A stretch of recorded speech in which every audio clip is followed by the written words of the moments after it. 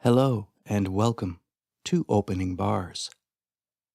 I really love this piece, and anyone who has heard it any time after its first release in 1972 will likely remember it forever. This song became Stevie Wonder's third #1 single on the Billboard Hot 100 chart, and his first #1 on the Easy Listening chart, earning him a Grammy Award for Best Male Pop Vocal Performance, and was nominated for both Record of the Year and Song of the Year. Some believe that this song was written a couple of years earlier for his then backup singer Gloria Barley, but the most enduring sentiment is that Stevie wrote this of his undying love for his wife at the time, Sarita, whom he had met at Motown Records. In any event, even though these relationships may have only lasted a short time, the song has endured. Let's look at these opening bars. Here we have a standard treble clef for the right hand and the bass clef for the left hand. There are 5 sharps in the key signature and a 4/4 time signature. The first 2 measures, harmonically speaking, are static. We have a B major chord with a suspended 2 C sharp. A suspension means that the note in question would typically fall to a resolution.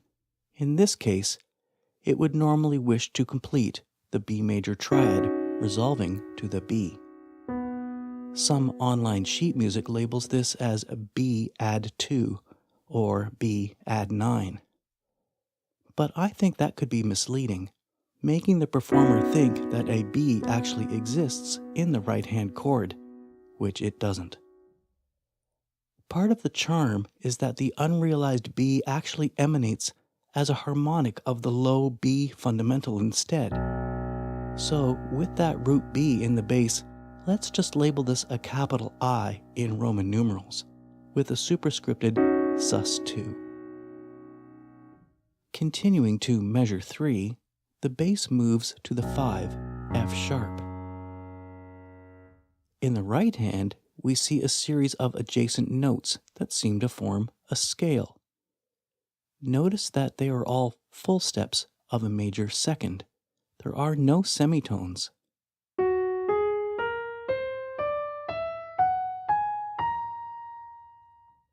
Yes, this is the appropriately named whole tone scale. Now, look at the lower tones.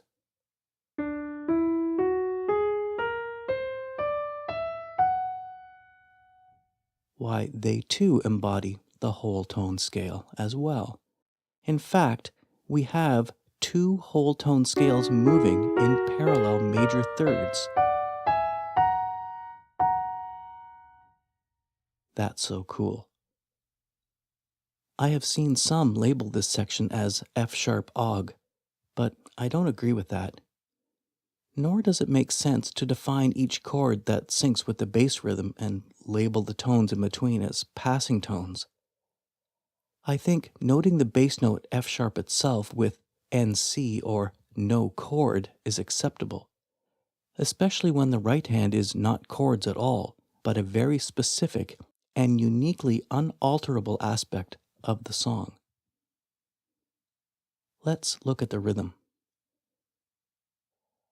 Looking at the bass part first, we see a familiar dotted quarter and 8th note pattern for the first 2 measures, initiated by a very cool syncopation. I mean, who does that? Why, Stevie Wonder does that. Next, the bass plays a syncopated rhythm, culminating in 2 very precise quarter notes. In the right hand, we hear a very interesting pattern, and as best I can make out of Stevie's incredible touch on that Wurlitzer electric, appears to be what I've noted. The transcription may not be exact in that the vibrato and playing style make it tricky to pick out, but this is what I think it is.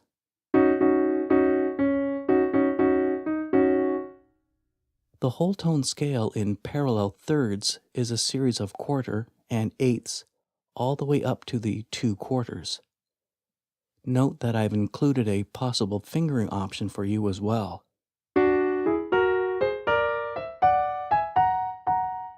Now let's put it all together.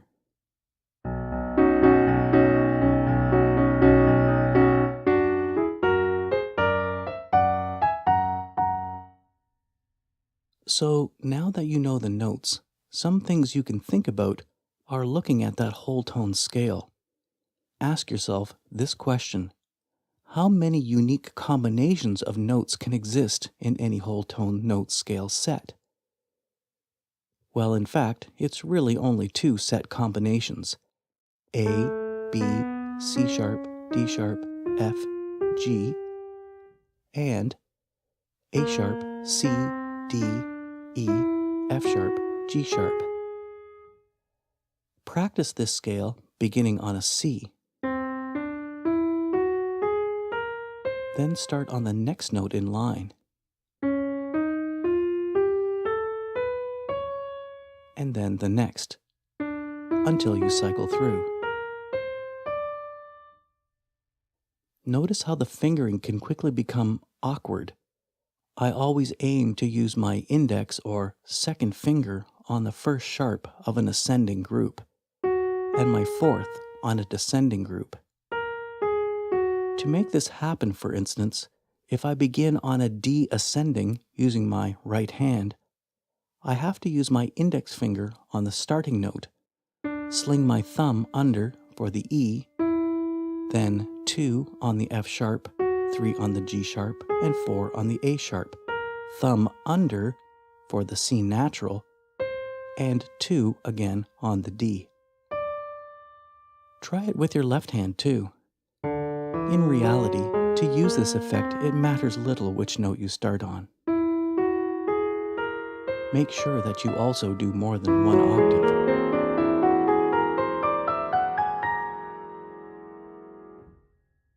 The pedaling is also very clearly marked here for you. Only use it to mimic the electric piano for the first 2 measures. You may be tempted to use the pedaling on the whole tone scales. See if you can be more deliberate, and don't let it turn into a messy mush. Use the suggested fingering to help you keep a smooth and consistent line without muddling up the sonorities by using that damper pedal. I just use the damper pedal to smooth out the transitions when I have to substantially alter my hand position, like moving from the 3-5 to the 1-3. I'll play it 2 ways now, with and without the pedaling.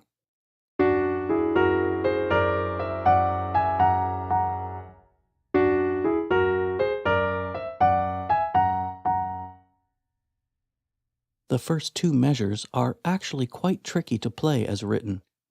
Your 2 hands need to be quite independent in thought. This will definitely benefit from a slow and deliberate practice before trying to forge ahead at tempo.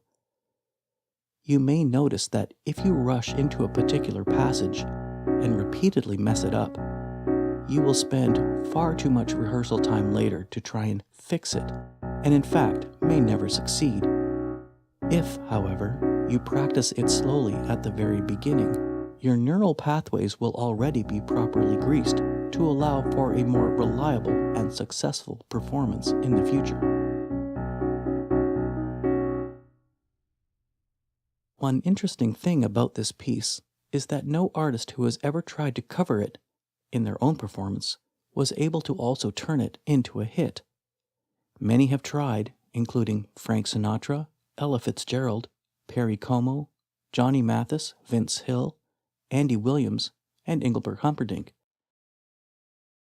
Giles Smith of the UK Independent postulated in 1993 that it's Stevie Wonder's performance that defines the song. Stevie is playing the drums as well as the electric piano on this track, but nothing seems straightforward. It has an undefinable looseness and percussive randomness that can scarcely be imitated, or, for that matter, turned into something else without losing the soul of the piece.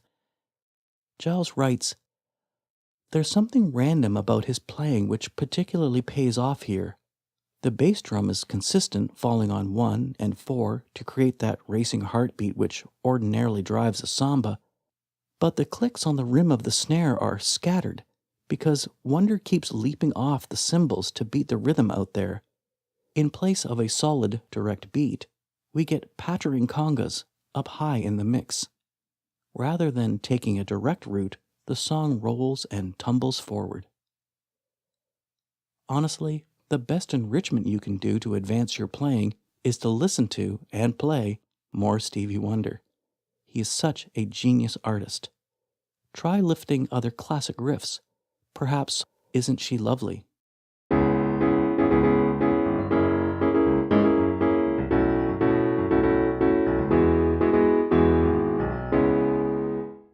Or Higher Ground.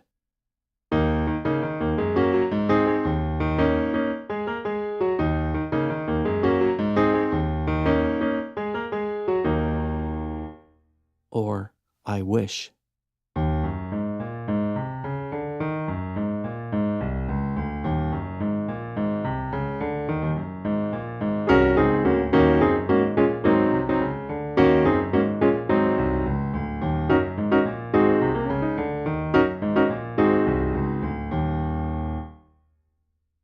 I hope you enjoyed your lesson today. Remember, don't just play notes, make music. Until next time, thanks for listening.